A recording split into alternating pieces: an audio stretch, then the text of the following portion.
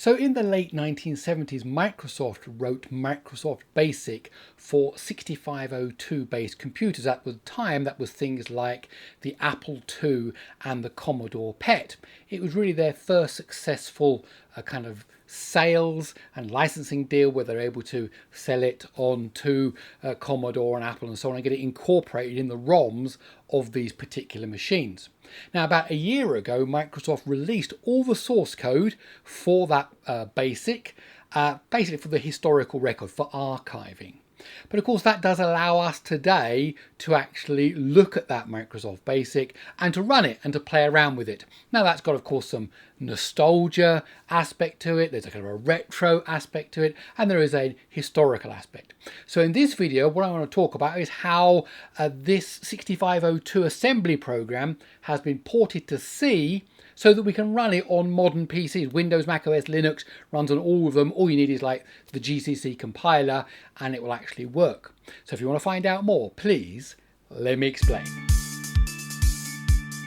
Okay, so the video is going to be in two parts. In the first part, I want to jump straight into it to kind of just give you that demo, the nostalgia, the retro, showing you how we used to program computers in BASIC back in the 80s, the home computer revolution.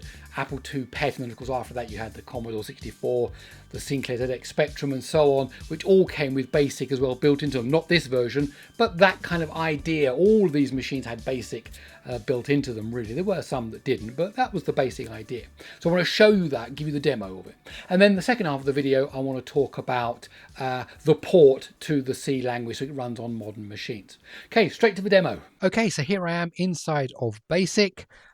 And you're inside an editor, but it's not really an integrated development environment. It's just basically a command line thing. So, you know, to write a program, you might do 10 print, notice all in capital letters because that's the way it works. It only recognizes capital letters. Print hello. Okay, if you now do list, there's your program, one line, print hello, and then you can run it. Okay, and it prints out hello. You can still do list. Here is your program. And of course, the classic thing is you could then say on line 20, go to 10. So if you list out the program 2 lines now, it just goes around in a loop. So you can run that. Hello, hello, hello, hello, hello. Just keeps on going like that. Of course, you can do more interesting things like we could have 10 input. What is your name? Question mark. And then we're going to put that in a variable which is going to ask the user, put it in a variable called n. Line 20, we can say print hello and then that variable. Okay, and so we can list that. Okay, what is your name? And then so we can run that. What is your name? Gary. Hello, Gary. And so you can see here we have the basic foundations of writing programs. Okay, and obviously from here you can start doing all kinds of things. This is a bubble sort program. So we've got some data here. 5, 2, 9, 1, 7. We want it sorted, and one way you can do that, one algorithm is called the bubble sort. So let's run that, and there you go, 1, 2, 3, 4, 5, 6, 7, 8, 9. It sorted it. Here's a little program that will work out prime numbers for you. So on line 40 is where it does the division to see whether it's got any remainders in it. And so we can just run that, and there you go. There are the first prime numbers between 2 and 30. Now, there are 60 examples of little snippets of BASIC in the repo, and there are also some apps. And this is the first app. It's a number guessing game. Okay, so what's that? 15 lines of code. So very simple. Let's just run that. I'm thinking of a number between 1 and 100. What's your guess? Well, we'll do this the binary search way. 50, too low. 75, too high. 60, too low. 70, too low. Oh. 75, 73, 74. Yes, you guessed correct. I did it in 6 tries. Would you like to play again?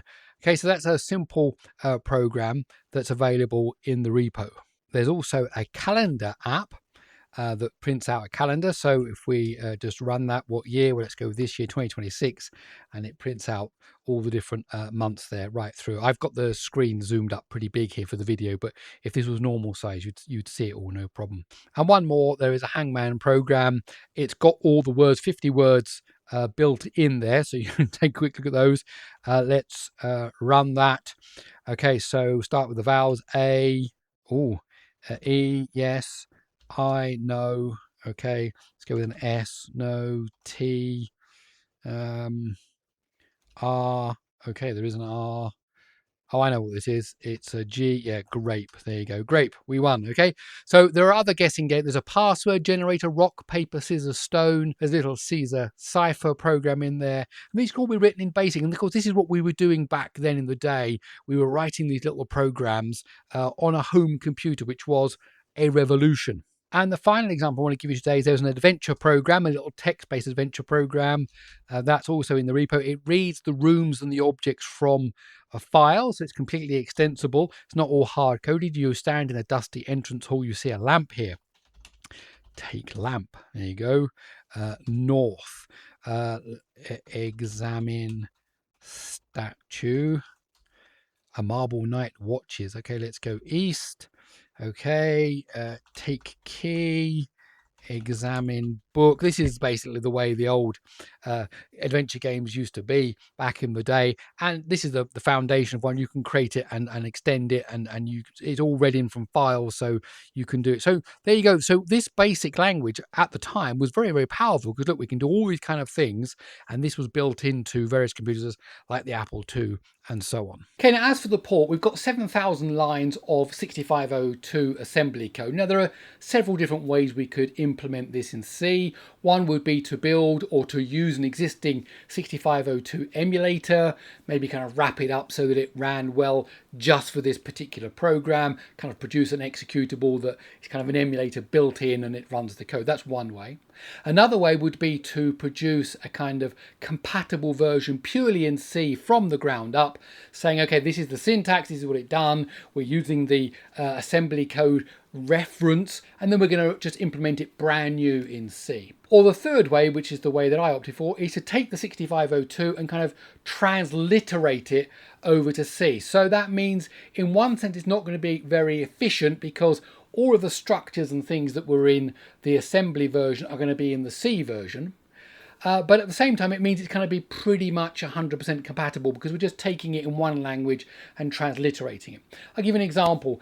In assembly language, there are lots of kind of jumping to subroutines or doing go-tos. Now, jumping to subroutines you could do kind of as functions, but go-tos really aren't part of modern languages. Now, C does have a kind of a go-to function. So in fact, what you'll see if you look at the code is actually go-tos in various places, because it's kind of just replicating what you find in the assembly without trying to make it better, without trying to make it a pure C program for today. It's just taking that assembly version and just kind of making a C version of it, which means you get all the logic, all the memory management, or 64K was kind of how much memory these machines had. That all gets copied over as well. So that's what I've done, and I used, of course, some AI tools, Codex from OpenAI, to do it, because it's very, very easy to do that. I guided it along the way. We made various decisions about how to implement it, what to do, and then, of course, the documentation, the example programs. So you get a full kind of package of everything you need to run this on a modern PC. Go over to the GitHub repo. You just basically have GCC installed, run make, and it will build it, and you'll have the executable which you can use. Okay, that's it. Love to hear your thoughts. Did you use BASIC back in the 80s, before PCs, before kind of, PlayStations? Did you do that? Is it something you like to look at now for retro reasons? I'd just love to hear your thoughts about it in the comments below. Okay, that's it. I'll see you in the next one.